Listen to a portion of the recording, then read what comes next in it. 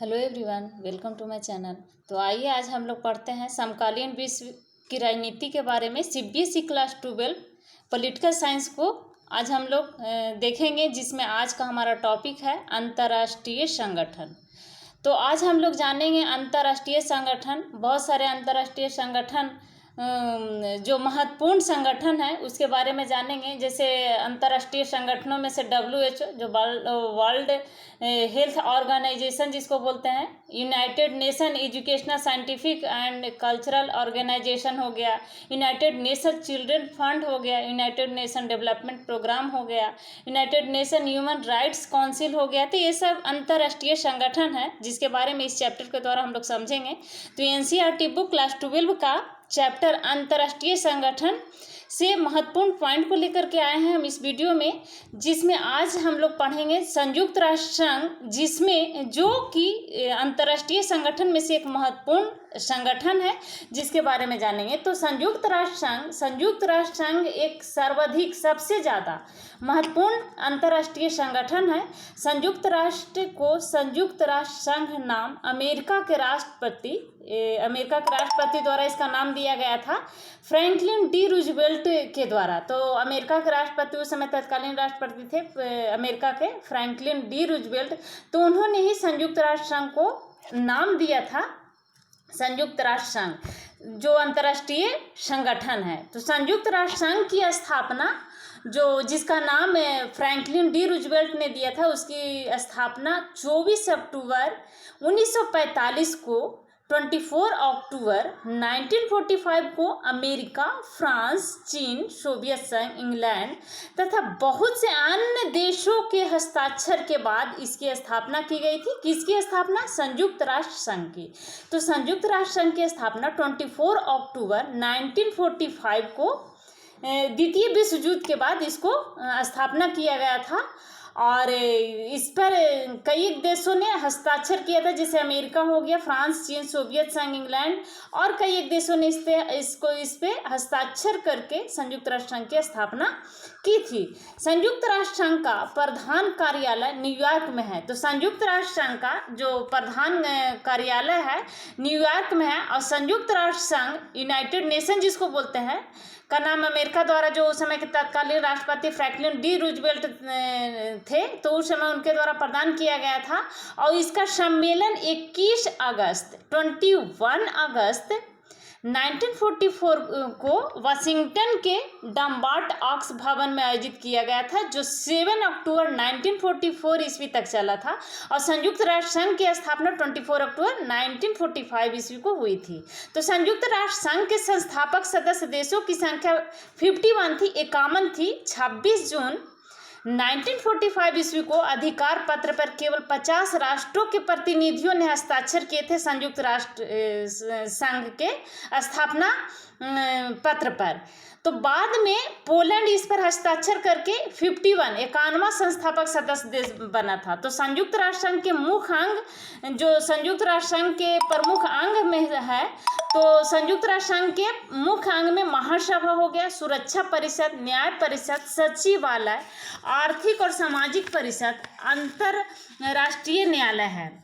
तो संयुक्त राष्ट्र संघ के 6 अंग होते हैं, जैसे महासभा हो गया और सुरक्षा परिषद हो गया। महासभा जिसको जनरल असेंबली कहते हैं, सुरक्षा परिषद सिक्योरिटी काउंसिल, आर्थिक एवं सामाजिक परिषद इकोनॉमिक एंड सोशल काउंसिल, और प्रन्यास परिषद ट्रस्टीशिप जिसको बोलते हैं, अंतरराष्ट्रीय न्यायालय इंटरनेशनल कोर्ट ऑफ जस्टिस, और छठा है सचिवालय, तो जिसको सेक्रेटरिएट कहते हैं। तो इस संयुक्त राष्ट्र संघ के 6 अंग है, जो हो गया महासभा, सुरक्षा परिषद, आर्थिक एवं सामाजिक परिषद, प्रन्यास परिषद, अंतर्राष्ट्रीय न्यायालय और सचिवालय। तो ये संयुक्त राष्ट्र संघ के 6 अंग है। संयुक्त राष्ट्र संघ के 5 अस्थायी सदस्य और 10 अस्थायी सदस्य होते हैं। तो 5 अस्थायी सदस्य संयुक्त राष्ट्र हो गए और 10 अस्थायी सदस्य। तो टोटल संयुक्त राष्ट्र संघ के जो सदस्य हुए 15 हुए। तो अस्थायी सदस्य प्रत्येक 2 वर्ष बाद चुने जाते हैं। भारत भी संयुक्त राष्ट्र संघ के अस्थायी सदस्य है और अस्थायी सदस्य 2 वर्ष बाद अस्थायी सदस्यों का चुनाव होता है प्रत्येक 2 साल के बाद। तो सुरक्षा परिषद के 5 अस्थायी सदस्य हैं जिन्हें वीटो का शक्ति प्राप्त है। जो अस्थायी सदस्य हैं सुरक्षा परिषद के 5 अस्थायी सदस्य, जो अमेरिका, फ्रांस, रूस, चीन है, तो इसको वीटो का पावर मिला हुआ अस्थायी सदस्यों का। और इसी के कारण वीटो हमेशा भारत के विपक्ष में वीटो का अपना वीटो जो उसको शक्ति मिला हुआ है वो उसका प्रयोग करते आ रहा है। तो सुरक्षा परिषद के जो 5 अस्थायी सदस्य जिन्हें वीटो शक्ति प्राप्त है और संयुक्त राष्ट्र संघ की महासभा के सभी सदस्य राष्ट्र सदस्य होते हैं। संयुक्त राष्ट्र की महासभा के सभी सदस्य, महासभा क्या है, संयुक्त राष्ट्र संघ के अंग है, 6 अंगों में से एक अंग है जिसमें सभी सदस्य राष्ट्र सदस्य होते हैं। अगस्त 1941 में अमेरिकी राष्ट्रपति रूजवेल्ट इनका पूरा नाम और ब्रिटेन के प्राइम मिनिस्टर चर्चिल द्वारा अटलांटिक चार्टर पर हस्ताक्षर किए गए और जनवरी 1942 में धुरी शक्तियों के खिलाफ लड़ रहे 26 मित्र राष्ट्र अटलांटिक चार्टर के समर्थन में वाशिंगटन में मिले और दिसंबर 1943 में संयुक्त राष्ट्र संघ की घोषणा पर हस्ताक्षर किए। इन्होंने कौन कौन था, अमेरिकी राष्ट्रपति रूजवेल्ट और ब्रिटेन के प्राइम मिनिस्टर चर्चिल, और ये दोनों ने अटलांटिक चार्टर पर हस्ताक्षर किए और इनके समर्थन में जनवरी 1942 ईस्वी में धुरी शक्तियों के खिलाफ लड़ रहे 26 मित्र राष्ट्र अटलांटिक चार्टर के समर्थन में वाशिंगटन में मिले और दिसंबर 1943 में संयुक्त राष्ट्र संघ की घोषणा पत्र पर हस्ताक्षर किए।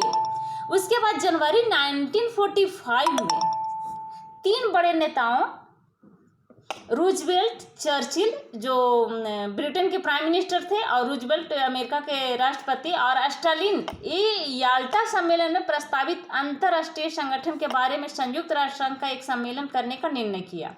अप्रैल से मई के बीच 1945 में सैन फ्रांसिस्को में संयुक्त राष्ट्र संघ का अंतर्राष्ट्रीय संगठन बनाने के मसले पर केंद्रित 2 महीने लंबा सम्मेलन संपन्न हुआ। तो अंतर्राष्ट्रीय संगठन पढ़ रहे हैं, इससे पहले हमने संयुक्त राष्ट्र संघ और संयुक्त राष्ट्र संघ के अंग के बारे में मैंने वीडियो अपलोड किया है, आप उस वीडियो को भी जा करके देखिए और इस वीडियो में भी हम उसका लिंक दे देंगे, तो आप वहां जा करके भी देख सकते हैं संयुक्त राष्ट्र संघ और संयुक्त राष्ट्र के संघ के जो अंग है उसके बारे में। और अभी तक अगर आपने मेरे चैनल को सब्सक्राइब नहीं किया है तो प्लीज़ मेरे चैनल को सब्सक्राइब करिए, लाइक करिए एंड शेयर करिए। नेक्स्ट पॉइंट है कि 26 जून 1945 को संयुक्त राष्ट्र संघ चार्टर पर 50 देशों ने हस्ताक्षर किया था। 26 जून 1945 को संयुक्त राष्ट्र के जो चार्टर था उस पर 50 देशों ने हस्ताक्षर किया और पोलैंड ने 15 अक्टूबर को हस्ताक्षर किए। इस प्रकार से अगर देखा जाए तो 51 जो है मूल संस्थापक सदस्य हो गए संयुक्त राष्ट्र संघ के, और 51वां जो सदस्य हुआ वो पोलैंड हुआ। तो जिस समय संयुक्त राष्ट्र संघ की स्थापना हो रही थी उस समय 51 देशों ने इस चार्टर एक्ट पर हस्ताक्षर किया था। 24 अक्टूबर 1945 को संयुक्त राष्ट्र संघ की स्थापना की गई और 24 अक्टूबर को संयुक्त राष्ट्र संघ दिवस के रूप में मनाया जाता है। तो 24 अक्टूबर को संयुक्त राष्ट्र संघ दिवस के रूप में हम लोग जानते हैं, संयुक्त राष्ट्र संघ दिवस 24 अक्टूबर। 30 अक्टूबर 1945 में भारत संयुक्त राष्ट्र संघ में शामिल हुआ। भारत संयुक्त राष्ट्र संघ में कब शामिल हुआ? 30 अक्टूबर 1945 में। संयुक्त राष्ट्र संघ की स्थापना द्वितीय विश्व युद्ध के तुरंत बाद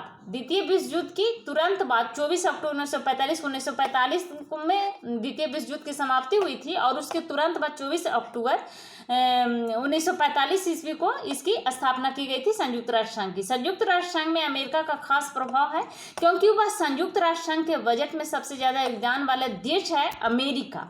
संयुक्त राष्ट्र संघ का मुख्य उद्देश्य युद्धों को रोकना एवं विश्व शांति की स्थापना करना है। तो संयुक्त राष्ट्र संघ का क्या उद्देश्य था? तो इसका स्थापना का तो कोई उद्देश्य रहा होगा, तो इसका उद्देश्य था युद्ध को रोकना और विश्व की शांति, पूरे विश्व में शांति स्थापना करना, यही था संयुक्त राष्ट्र संघ का उद्देश्य। अंतर्राष्ट्रीय मुद्रा कोष संयुक्त राष्ट्र संघ का एक महत्वपूर्ण अभिकरण है। शीत युद्ध के दौरान, जब शीत युद्ध चल रहा था तो शीत युद्ध के दौरान अंतर्राष्ट्रीय स्थिति तनावपूर्ण बनी रही थी। 1990 तक शीत युद्ध चला था और लग रहा था तो युद्ध कभी भी हो सकता था, लेकिन संयुक्त राष्ट्र संघ ने इस युद्ध पर नियंत्रण रखा। शीत युद्ध न होते हुए भी शीत युद्ध किसी परिस्थितियों को बनाए रखने की कला है। द्वितीय विश्व युद्ध के बाद संयुक्त राष्ट्र संघ राज्य अमेरिका और सोवियत संघ के मध्य शीत युद्ध जो चल रहा था, अमेरिका और सोवियत संघ जिसको सोवियत रूस बोलते हैं, दो राष्ट्रों का जो उदय हुआ था, दोनों को वर्चस्व बढ़ा हुआ था। ध्रुवीय राष्ट्र जिसको बोलते हैं अमेरिका और सोवियत संघ, तो इन्हीं दोनों राष्ट्रों के बीच शीत युद्ध चल रहा था जो 1945 से लेकर के 1990 तक चला था शीत युद्ध। तो शीत युद्ध का जब दौरा हो गया 1945 से, यानी द्वितीय विश्व युद्ध के बाद 1945 से यह शीत युद्ध चल रहा था 1990 तक। तो वर्तमान में 2014 में संयुक्त राष्ट्र संघ की कुल सदस्य संख्या 193 थी। 2014 तक कुल सदस्य की संख्या 193 है और वर्तमान में भी यही है। संयुक्त राष्ट्र संघ की सदस्यों की संख्या 193 है। तो संयुक्त राष्ट्र संघ के 5 स्थायी सदस्य जो है, संयुक्त राज्य अमेरिका हो गया, रूस हो गया, भूतपूर्व जिसको सोवियत संघ बोलते हैं, ब्रिटेन, फ्रांस और चीन हो गया। ये है 5 स्थायी सदस्य जिन्हें वीटो पावर की शक्ति मिला हुआ है। और टोटल संयुक्त राष्ट्र संघ के 15 सदस्य, 5 स्थायी और 10 अस्थायी सदस्य, जिसमें से भारत अस्थायी सदस्य है संयुक्त राष्ट्र संघ के। एमनेस्टी इंटरनेशनल यह एक गैर सरकारी संगठन है और जो अंतर्राष्ट्रीय स्तर पर मानवाधिकारों के संरक्षण के लिए कार्य करता है। एमनेस्टी इंटरनेशनल का क्या काम है? मानवाधिकारों के संरक्षण के लिए कार्य करना। तो सूडान संयुक्त राष्ट्र संघ का नया सदस्य है जो 14 जुलाई 2011 को शामिल हुआ था। तो सूडान कब शामिल हुआ था? संयुक्त राष्ट्र संघ का सदस्य कब बना था? 14 जुलाई 2011 को सूडान संयुक्त राष्ट्र संघ का सदस्य बना।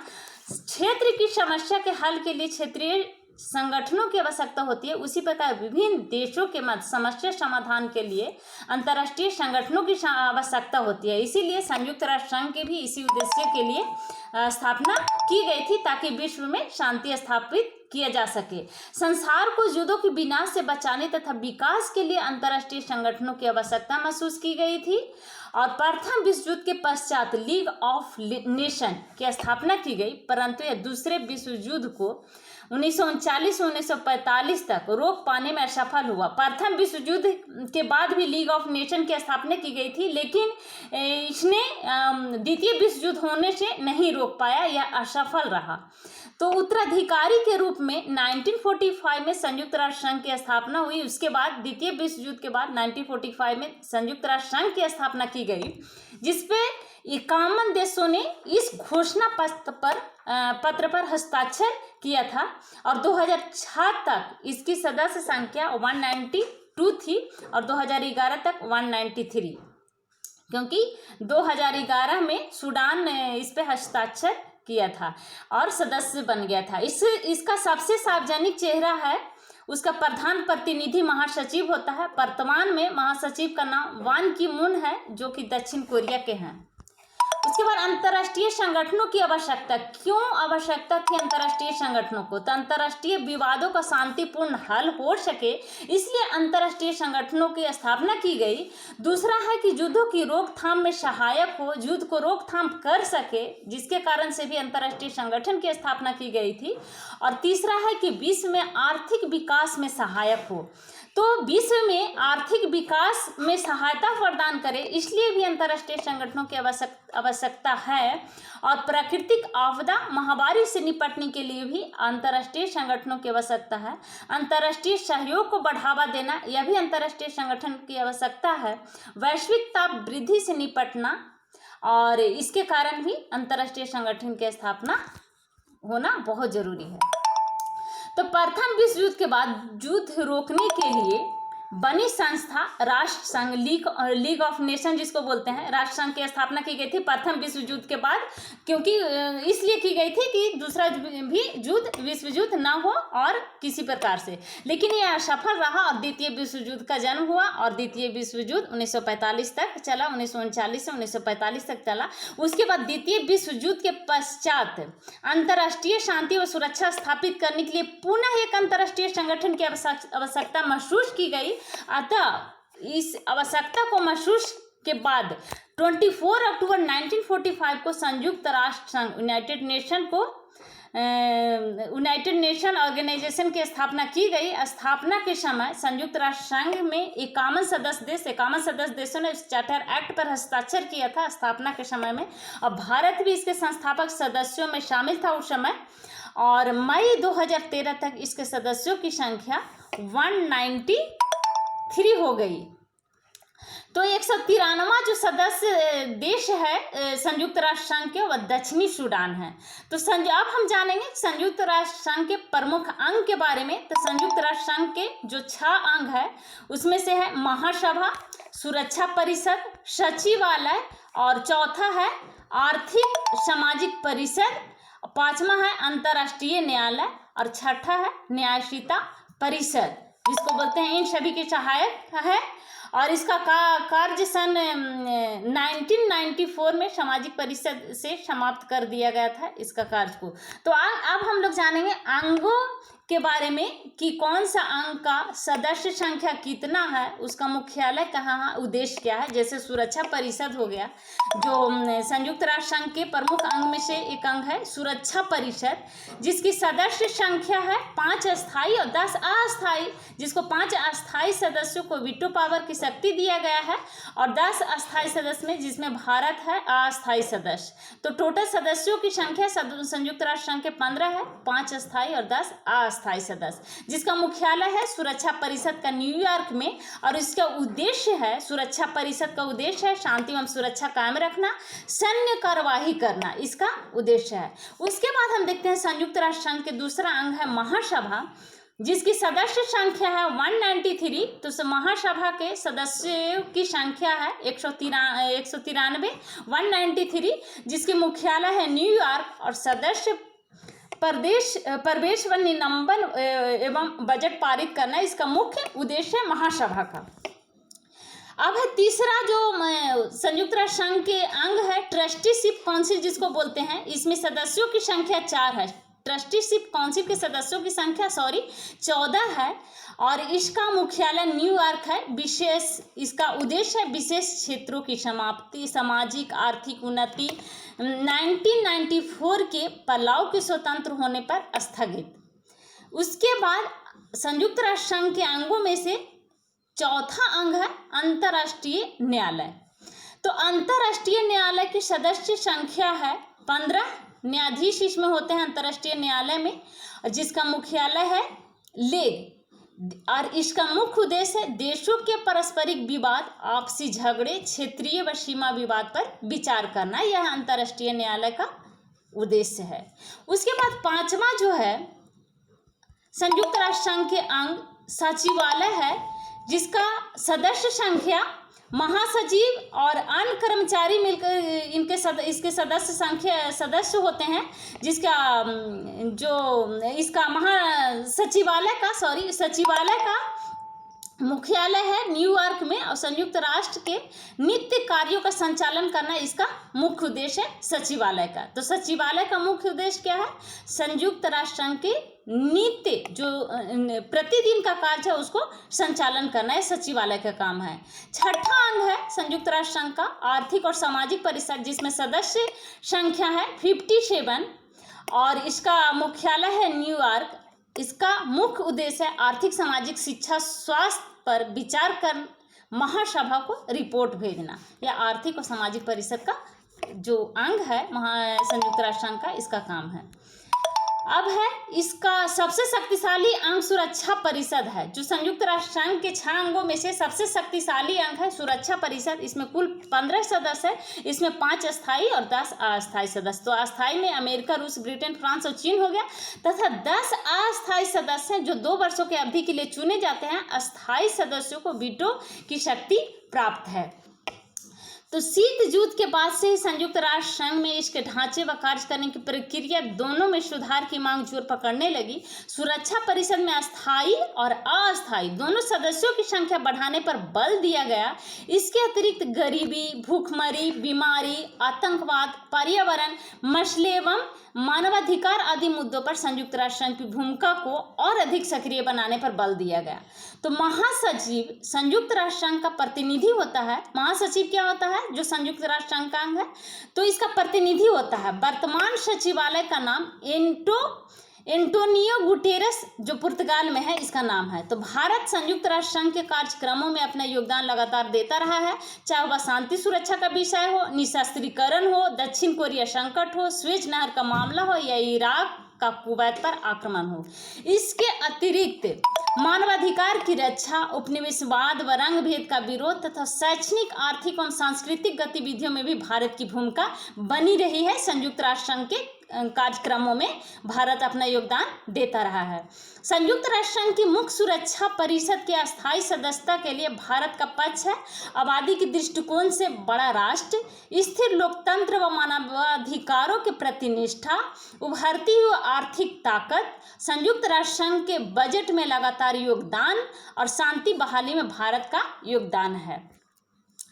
अब नेक्स्ट पार्ट है कि संयुक्त राष्ट्र संघ की प्रमुख एजेंसियां के बारे में हम लोग जानेंगे। जो संयुक्त राष्ट्र संघ के प्रमुख एजेंसियां है, जो पहला है विश्व स्वास्थ्य संगठन WHO, वर्ल्ड हेल्थ ऑर्गेनाइजेशन जिसको बोलते हैं, यह संयुक्त राष्ट्र संघ की प्रमुख एजेंसियों में से एक एजेंसी है। दूसरा है संयुक्त राष्ट्र संघ शैक्षिक, सामाजिक व सांस्कृतिक संगठन, जिसको UNESCO बोलते हैं, united nation education scientific and cultural organisation.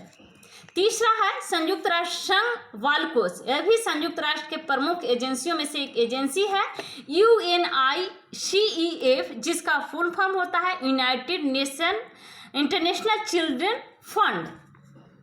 चौथा है संयुक्त राष्ट्र विकास कार्यक्रम, संयुक्त राष्ट्र के प्रमुख एजेंसियों में से एक एजेंसी है।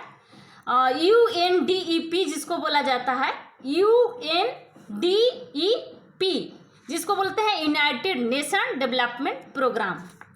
पांचवा है संयुक्त राष्ट्र संघ मानवाधिकार आयोग UNHRC, यह भी संयुक्त राष्ट्र के संघ के प्रमुख एजेंसियों में से एक एजेंसी है। तो United nation human right council जिसको बोला जाता है। संयुक्त राष्ट्र संघ के छठा है संयुक्त राष्ट्र संघ शरणार्थी उच्चायोग UNHCR। UNHCR United nation high commissioner for refugees जिसको बोलते हैं। सातवां है संयुक्त राष्ट्र संघ व्यापार एवं विकास सम्मेलन UNCTAD, United nation conference on trade and development.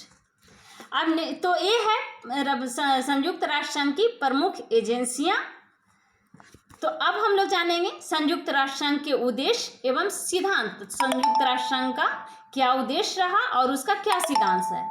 तो पहला जो उद्देश्य या सिद्धांत है संयुक्त राष्ट्र संघ का, वह है अंतर्राष्ट्रीय शांति व सुरक्षा को बनाए रखना। इसी उद्देश्य से संयुक्त राष्ट्र संघ की स्थापना भी की गई थी। राष्ट्रों के बीच मैत्रीपूर्ण संबंधी को बढ़ाना, आपसी सहयोग द्वारा आर्थिक, सामाजिक, सांस्कृतिक तथा मानवीय ढंग के अंतर्राष्ट्रीय समस्याओं को हल करना। चौथा है अंतर्राष्ट्रीय संधियों एवं अंतर्राष्ट्रीय कानूनों को सम्मानपूर्वक लागू करना।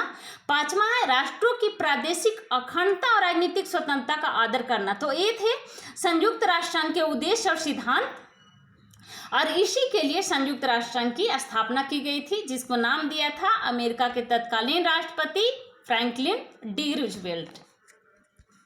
अब हम लोग जानेंगे संयुक्त राष्ट्र संघ को एक ध्रुवीय विश्व में आर्थिक प्रासंगिक बनाने के उपाय कि क्या उपाय है।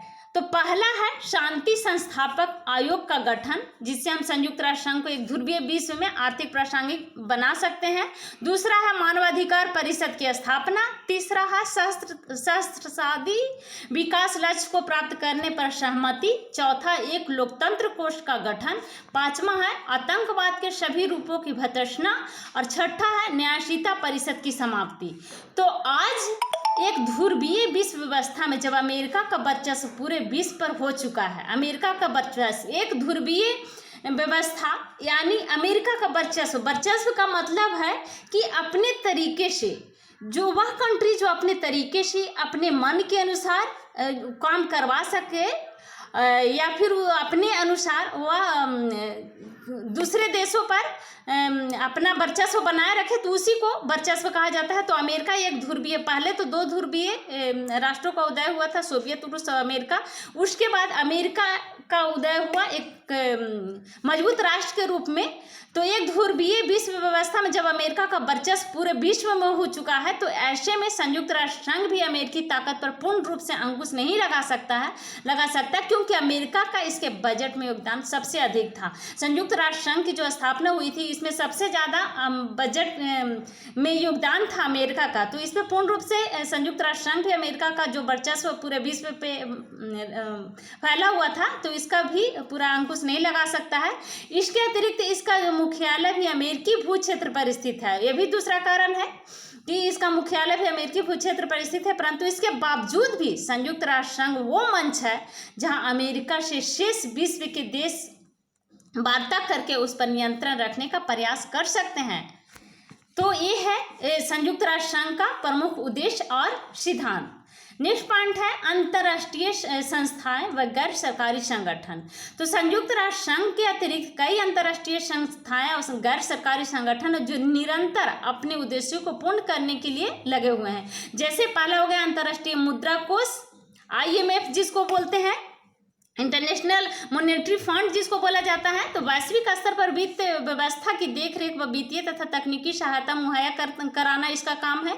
दूसरा है कि विश्व बैंक, WB वर्ल्ड बैंक मानवीय विकास, शिक्षा, स्वास्थ्य, कृषि और ग्रामीण विकास, पर्यावरण सुरक्षा, आधारभूत ढांचा तथा सुशासन के लिए काम करता है।